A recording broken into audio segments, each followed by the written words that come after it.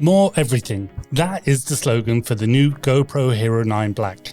And it's a fair statement, as this year sees one of the most comprehensive updates we've seen, including an all-new maximum resolution.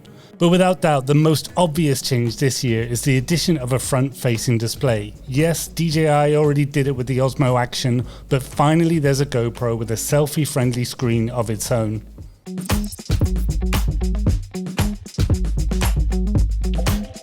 Other updates include improved battery life, that new swanky 5K resolution, and the usual array of helpful software utilities. Oh, and the removable lens is back, and you'll even be able to buy different lenses starting with the Max mod to change how your GoPro shoots. But you have to read more about that in our review, as that accessory isn't available just yet. But let's get right onto that screen. It's easily the first thing you're going to notice when you take the Hero 9 out of its fancy new packaging that also serves as a carry case. And before you ask, no, it's not a touchscreen, but it's likely too small for that to be useful anyway. Let's be fair, it has to be small to fit on the front of the camera, but it's a decent size for its main purpose, to make sure you're in shot when you're recording to camera. You can customize the display in the settings too, depending on whether you prefer a center close-up, a full preview, and or just have the usual camera info displayed, much like on previous GoPros. You can also turn the screen off completely if you like. Overall though, it's a nice addition that really makes it easy to frame not just yourself, but what's behind you in a way that was difficult before, and obviously it will be well received by YouTubers. That's not the only upgrade here in terms of displays. The one around the back is now bigger too, at about 2.5 inches across, up from the roughly 2 inches on the Hero 8.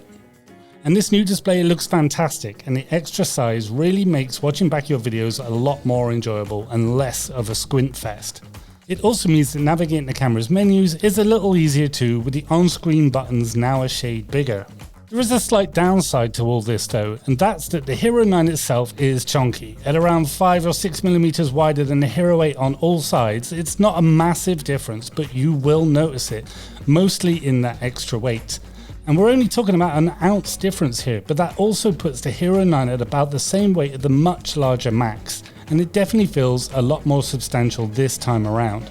But this bump in size is likely a small trade-off for two of the other new headlining features, that all-new sensor and the bigger battery.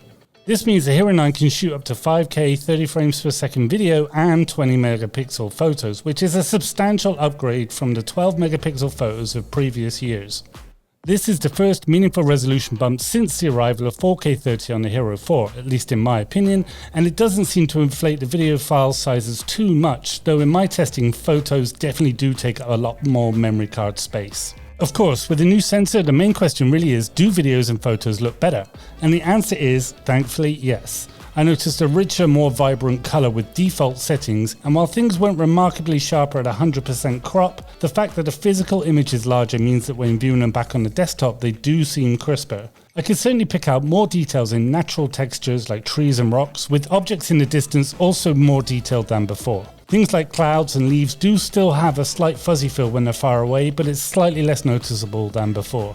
The battery meanwhile is both physically bigger and larger in capacity, at around 30% according to GoPro. And in my testing, that battery definitely does last longer than the one in the Hero 8 when testing them side by side.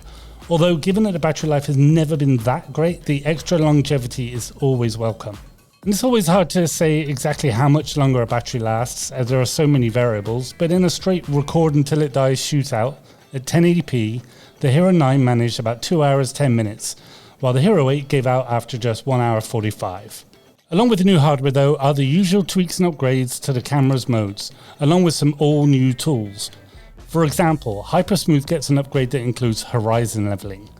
This is something you could do with the Hero 8, but after the fact and only in the apps.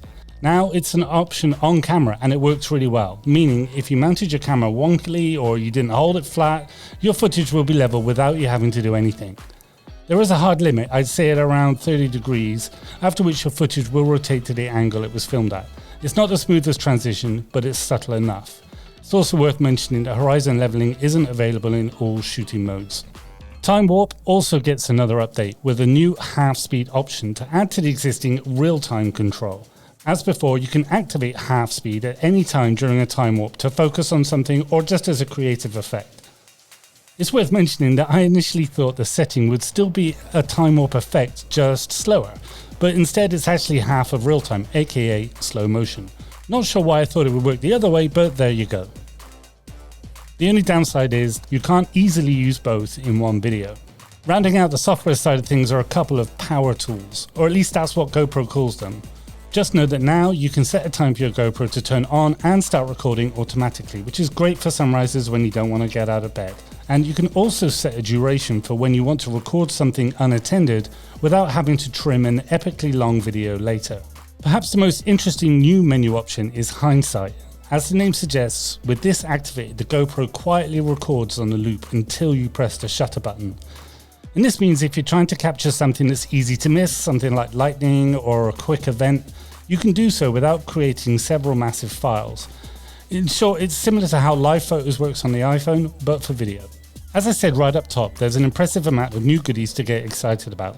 The addition of the new front screen makes the GoPro feel that little smarter and hopefully puts an end to badly framed self-shooting.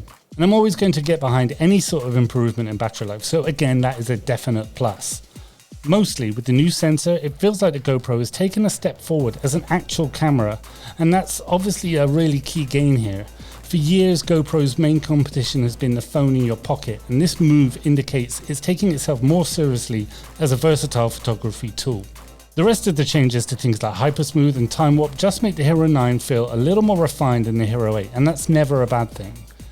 And the menu system continues to get easier to use, although I do find the touchscreen a little unresponsive at times.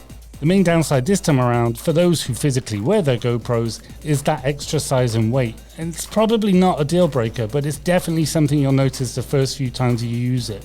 This also means that if you recently refresh certain accessories for the Hero 8, aka a floaty mount for example, you're going to have to splash out on new ones again. And then there's the price, and this is where things get a little complicated. GoPro is trying something new this year. Typically the new Hero Black comes in at around $399. And this year there are two prices. If you subscribe to a year's worth of GoPro Plus, the Hero 9 will only cost you $350. Or you can pay $450 if you don't want the cloud service perks. The thing is though, a year of GoPro Plus only costs $50, so there's kind of no reason not to go with that option. It's not like you have to use it. But at $350 it's a solid deal, but for $450 you might want to see how much you really need those new features. For more info on those and the full review, head to Engadget.com.